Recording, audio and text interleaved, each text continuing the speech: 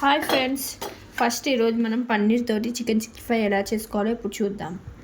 ముందు పన్నీర్ ముక్కలను చిన్నగా ఎలా కట్ చేసుకోవాలి. ఇప్పుడు శనగపిండి తీసుకోవాలి. అదే శనగపిండిలోకి మనం ఇప్పుడు పసుపు, వెల్లుల్లి పేస్ట్, కొంచెం వెల్లుల్లి పేస్ట్ కొద్దిగా ఎక్కువనే వేసుకోవాలి, ఎందుకంటే వెల్లుల్లి పేస్ట్ తోటి చాలా మంచి టేస్ట్ వస్తుంది. రుచికి సరిపడా సాల్ట్ వేసుకోవాలి. మీ రుచికి సరిపడినంత కారం వేసుకోండి. కొద్దిగా మసాలా వేసుకోవాలి. మీరు ఏదైనా వేసుకోండి మసాలా, నో ప్రాబ్లం. ఇలా వేసేసుకోవాలి. ఇప్పుడు దీంట్లో ఫస్ట్ పిండిని బాగా కలిపేసుకోవాలి. తర్వాత కొద్దిగా వాటర్ వేసుకుంటూ పిండిని మంచిగా కలుపుకోవాలి. మరీ పల్చగా చేసుకోకండి, అందుకే కొద్దిగా వాటర్ వేసుకుంటూ చేసుకోండి. అప్పుడు పల్చగా అనేది అనిపించదు. మనం ఇలా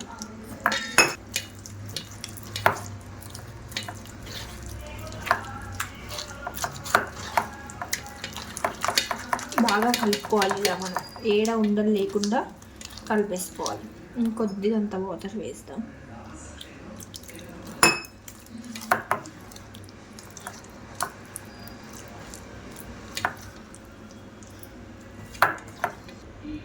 ఇగో ఇలా పిండి మిశ్రమమే ఇలా కలుపుకొని మీకు ఒకటి చెప్తా చూడండి చిట్కా.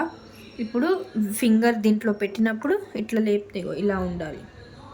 చేతికి అంటుకోవాలి. పిండి అనేది జారిపోతే అది మంచిగా పన్నీర్కి పట్టదు.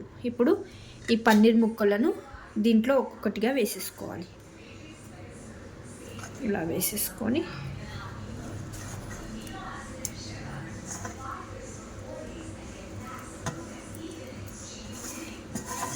అన్నీ వేసుకొని బాగా కలుపుకోవాలి. ఈ పన్నీర్కి మొత్తం పట్టేటట్టు ఈ పిండి మొత్తం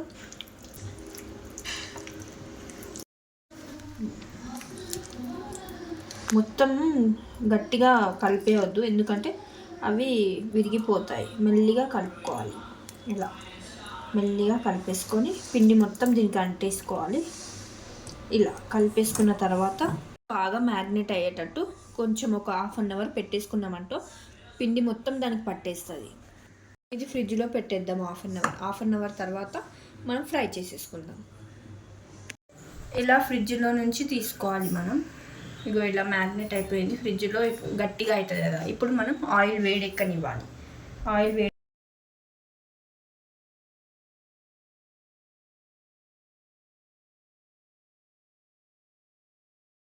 ఇప్పుడు దీంట్లో పన్నీర్ ముక్కలు ఇలా వేసేసుకుందాం. మనం కలిపి పెట్టుకున్నది దీంట్లో వేస్తాం.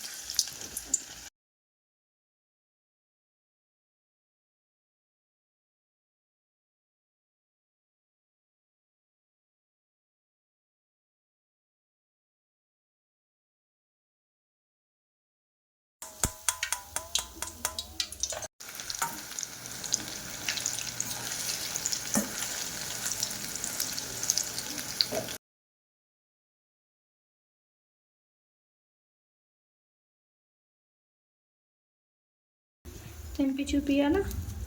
చూడండి, పన్నీర్